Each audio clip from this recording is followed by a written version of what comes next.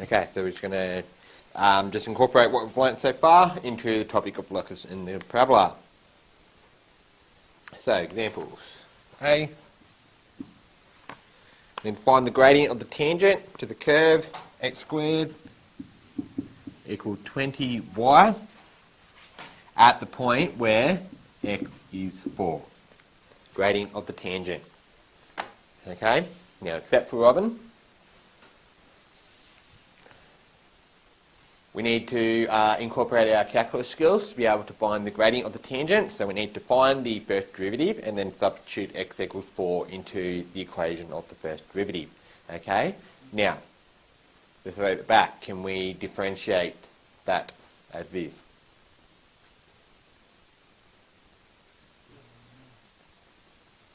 Robin? No. No? Why not? Because y's on the right hand. Yeah. So what he's trying to say is x squared is the subject of that equation. So every time you're differentiating something, you've got f of x or y as the subject. Okay, so the extra step you need to do, is back to your equations work, is we need to get y the subject. Okay? So, except for Robin, what's the right hand side now look like? X squared over 20. Except for Robin. Alright, so we've got to divide both sides by 20.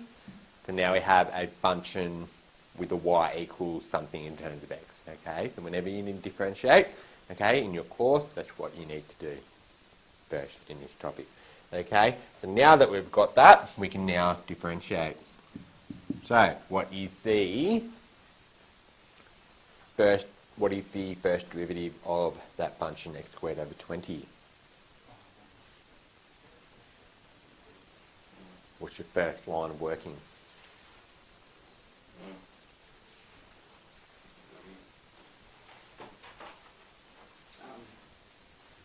F of x. G. No. Alright, let's simplify it a bit. Alright, if y was 3x squared, what is y dash? 6x, okay? So 3 times 2 times x. Okay?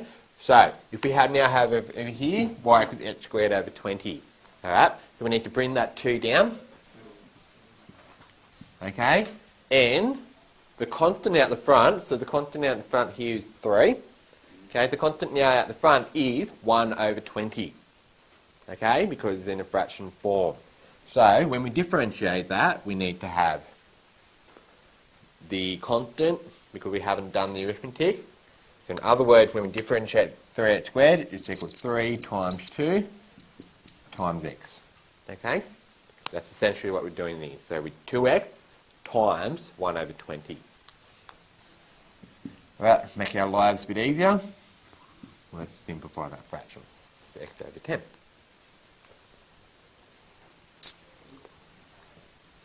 Right, so that gives you the equation of the gradient of the tangent. Okay, so what's the next step? Okay, so we replace now x as 4. So at x equals 4, y dash is going to be 4 over 10. And we always simplify fractions to the simplest form. Okay. Equals 2 over 5. Okay, so the gradient of the tangent at the point where x equals 4 for the curve x squared equals 20y is that.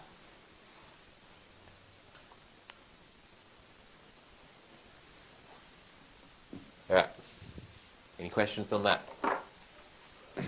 Nothing different, you just have to rearrange to get y as the subject and then all the skills that we already learnt in this topic. In the topic calculus, sorry, applies. Right, now we need to find the equation of the tangent to the curve. So we had the curve x squared is 8y at the point minus 4, comma 2. The equation of the tangent now. We've just found the gradient. Okay, so we need to go through that process again, and then we need to do the next steps after that.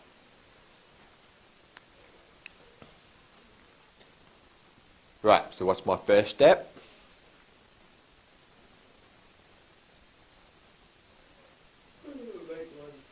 make y the subject. Right, so if I divide both sides by 8, that'll achieve y as the subject, so y equals x squared over 8. Right, so using your equation skills and your algebra skills really that we've learned to start at term 1. Right, so now we have y equals some function of x, we can now differentiate.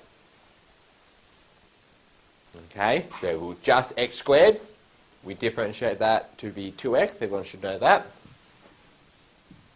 And over 8 on the bottom. So we've got a constant, so we're multiplying 2 by 1 over 8, or in other words, we are dividing 2 by 8. Right. Now you don't need to simplify, okay, but to make your life a bit easier, we will. Okay, so the first derivative provides us with the equation of the gradient of the tangent at any point x for the curve. Right, what's next? Okay, so at x is negative 4, y dash is going to be negative 4 over 4.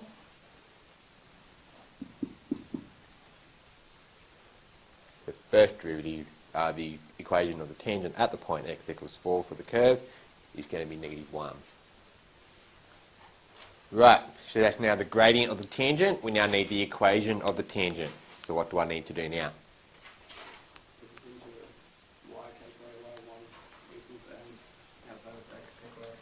Good.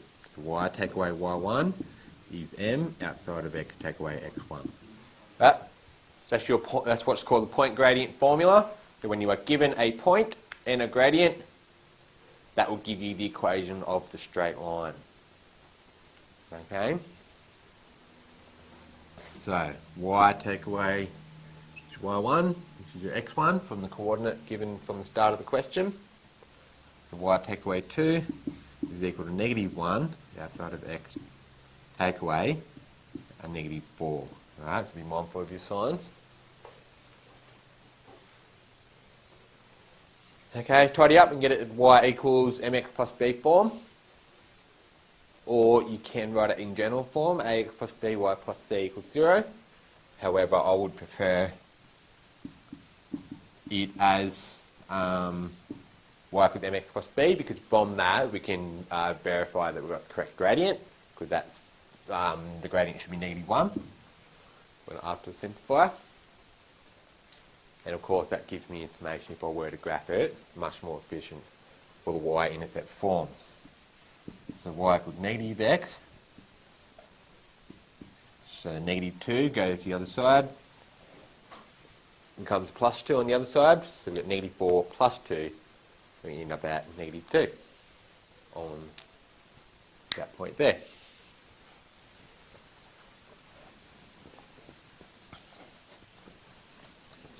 So that is the equation of the gradient, the equation of the tangent at the point on the curve of x squared equals 8y at the point negative 4, 2.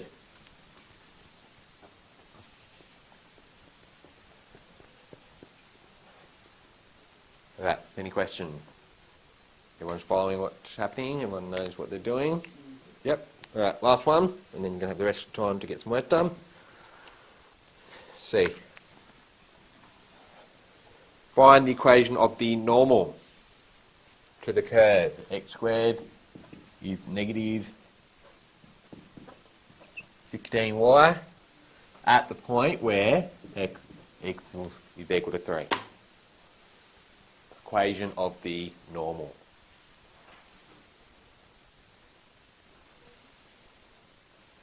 Alright, so we start the question the same. We set it up so that we can differentiate. And we can go ahead and find the equation of the gradient of the tangent, and then we can find the actual gradient of the tangent.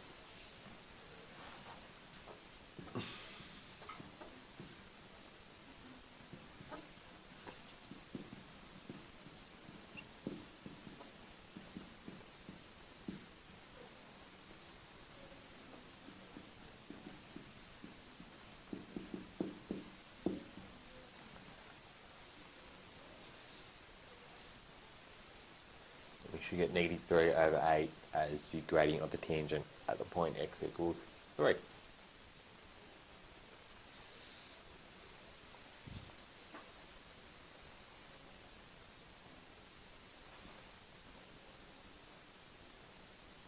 Right, so this is the equation, this is the gradient of the tangent. I need now the gradient of the normal. So what do I need to do to allow me to have the gradient of the normal?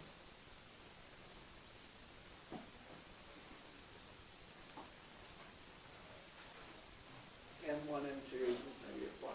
Good, okay, so what's the short format of doing that? What's the short for that? Okay, Oh,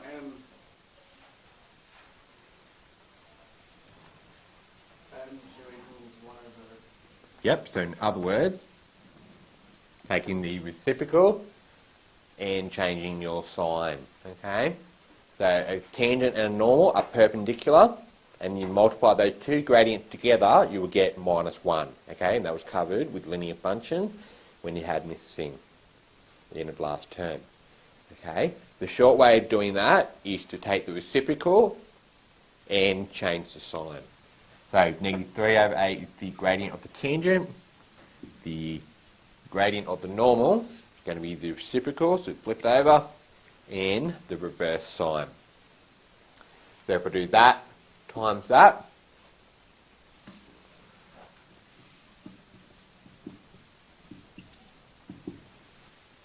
okay, so the principle is for a tangent and normal, they're perpendicular. So if I multiply their two gradients together, I will get -1.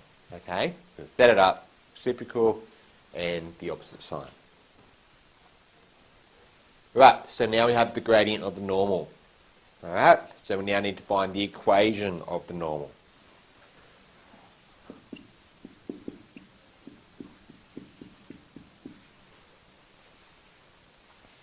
Do I have everything I need to be able to substitute into that formula? I've got my gradient.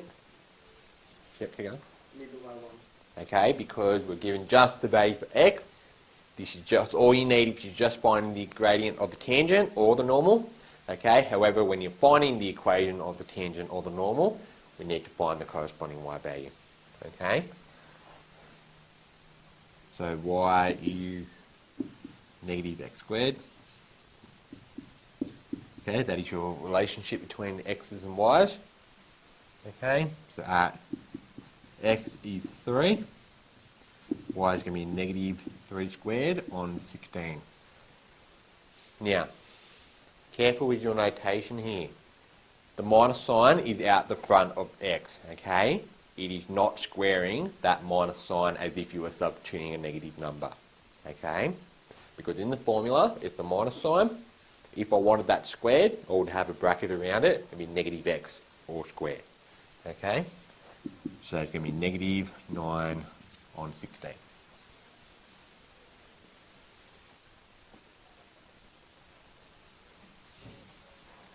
So y take away a negative 9 on 16 is equal to 8 over 3. X take away 3.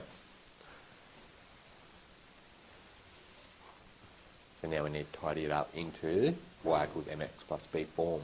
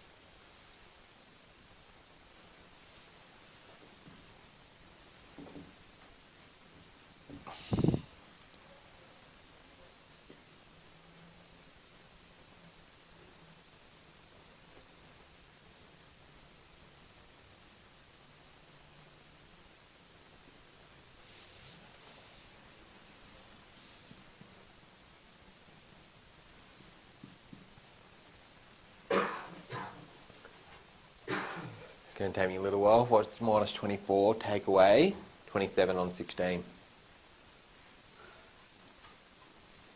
20, 22, y over 16. Wait, minus, Exactly. um,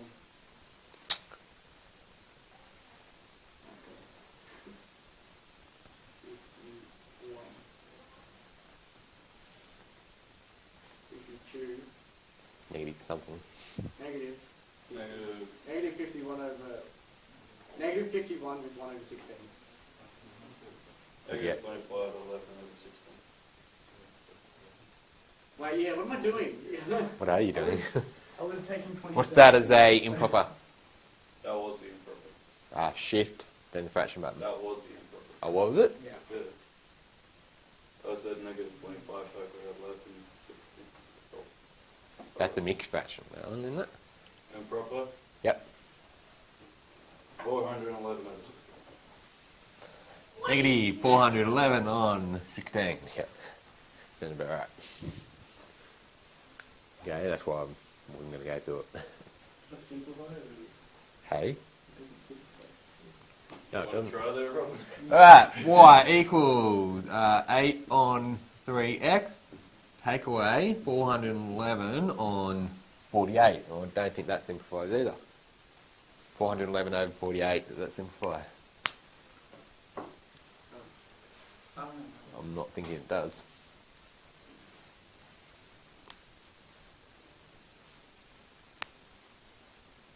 Does. Wow. 137 over 16. So basically divisible by 3. Alright, 8 over 3x, 130, what was it? 7. On 16, was it?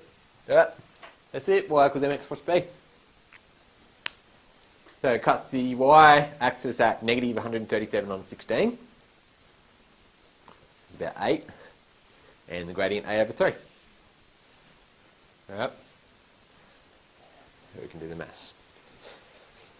Okay, so we have now covered and finished Chapter 8 of Intro to Calculus. So, this now covers exercise 11.7. You now get all of Chapter 11 done. Okay, and all of Chapter 8. Okay, calculus is done. Tomorrow we start functions and graphs. Okay, you'll have a working lesson on Friday. Alright, to give you time to get some work done. You've got about 17 minutes now, so we can get some work done. We'll get functions and graphs done in about 2 weeks. That'll mean the start of week 7 at this stage, but we might pan that out through the week depending on how we're going. And the aim is to still give you time at the week 8, to give you time to do some revision and ask questions with the finish of the course before your exams, which is on the last 2 days of the exam period for you guys.